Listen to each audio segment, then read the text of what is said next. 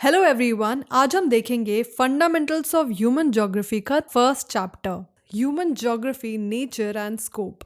Geography के दो parts होते हैं, physical geography and human geography. Physical geography में माउंटेन्स, रिवर्स, क्लाइमेट जो आप ऑलरेडी पढ़ चुके हो वो सब आता है, और ह्यूमन ज्योग्राफी में नेचर और ह्यूमन का रिलेशनशिप ये आता है। इन सिंपल वर्ड्स, नेचर का इंसान पर क्या असर पड़ता है और इंसान का नेचर पर क्या असर पड़ता है, इसी की स्टडी को ह्यूमन ज्योग्राफी कहते हैं। तीन बड़े थिंकर्स ने इस सब्जेक्ट को तीन तरीकों से समझाया है।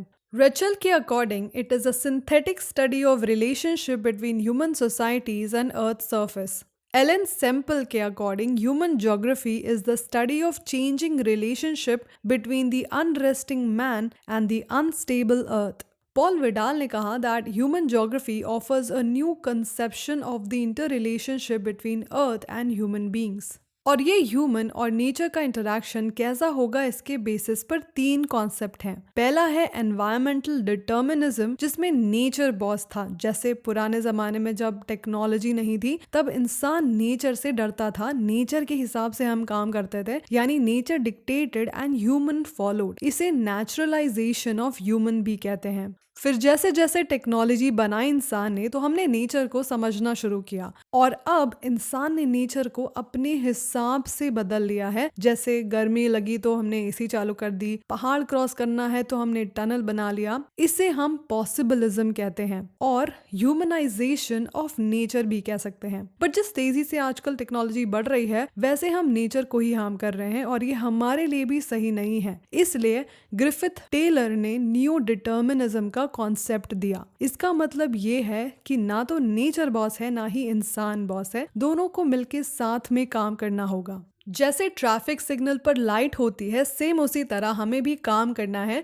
रेड लाइट मतलब स्टॉप, यानी जब हम नेचर को ज्यादा नुकसान पहुंचाएंगे, जैसे हमारी वजह से ग्लोबल वार्मिंग, पोल्यूशन ये सब हो रहा है, तो हमें नेचर रोक देगी। एंड ग्रीन लाइट में हम डेवलपमेंट शुरू कर सकते हैं, बट लिमिट्स के साथ। यानी पहले के समय जब डेवलप्ड कंट्रीज ने तेजी से अपनी गाड़ी भगाई थी without considering about the environment, उसकी वजह से हमें बहुत सारे नेगेटिव इफेक्ट्स देखने को मिले। इसलिए अब ये रेड और ग्रीन सिग्नल्स को देखते हुए हमें डेवलपमेंट करनी चाहिए।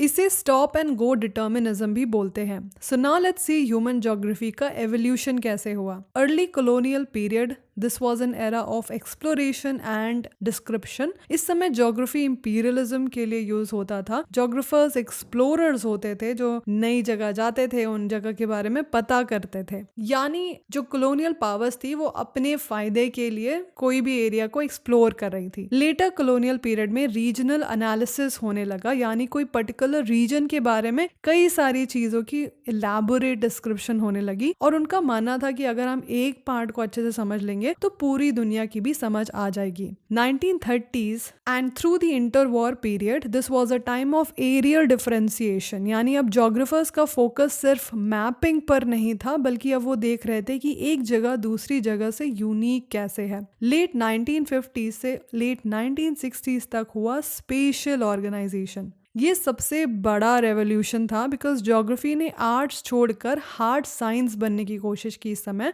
इसमें कंप्यूटर्स, मैथ्स और फिजिक्स के लॉज यूज किए गए ज्योग्राफी में। ज्योग्राफर्स ने ह्यूमन बिहेवियर को ज्योमेट्रिक पैटर्न्स और स्टैटिस्टिक्स से समझना शुरू किया। फिर 1970s में हुआ फिलोसॉफिकल रिबेलियन, क्योंकि नंबर्स और डेटा से लोग तंग आ गए थे, and geographers did not really like this new geographical revolution, जिसमें ह्यूमंस इन्वॉल्व ही नहीं थे, बस डेटा बन के रह गए थे। एंड इसकी वजह से तीन नई आइडियोलॉजी सामने आई। एक थी ह्यूमनिस्ट, दूसरी थी रैडिकल, और तीसरी थी behavioural school of thought. Humanist का फोकस सोशल वेलबींग पर था, यानी हाउसिंग, हेल्थ और एजुकेशन पर।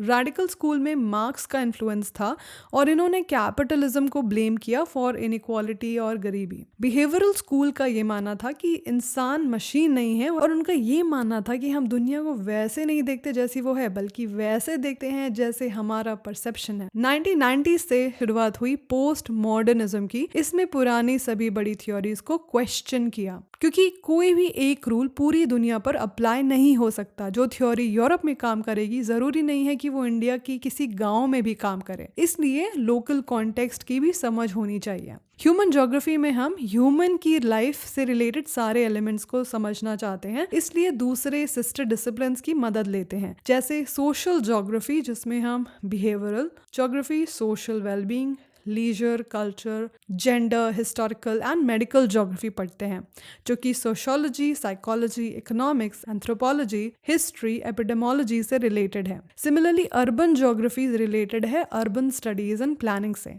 पॉलिटिकल ज्योग्राफी रिलेटेड है political science and military science से। पॉपुलेशन ज्योग्राफी रिलेटेड है डेमोग्राफी से। सेटलमेंट ज्योग्राफी रिलेटेड है रूरल एंड अर्बन प्लानिंग से। और इकोनॉमिक ज्योग्राफी में हम ये सब पढ़ते हैं और ये इकोनॉमिक्स की डिफरेंट ब्रांचेस से रिलेटेड है। इसके अलावा टूरिज्म एंड ट्रैवल मैनेजमेंट से भी रिलेटेड है और इंटरनेशनल ट्रेड से भी। तो ज्योग्राफी अब जो भी आपके सोशल साइंस के सिस्टर डिसिप्लिन्स है उनसे रिलेटेड है जब हम ये सब चीजें पढ़ते हैं। So this is all the important things from the chapter. If you have any doubts write down in the comment section below. अगर वीडियो अच्छा लगा तो लाइक करो एंड मिलते हैं अगले वीडियो में। तब तक के लिए take care and all the best for your exam. Bye.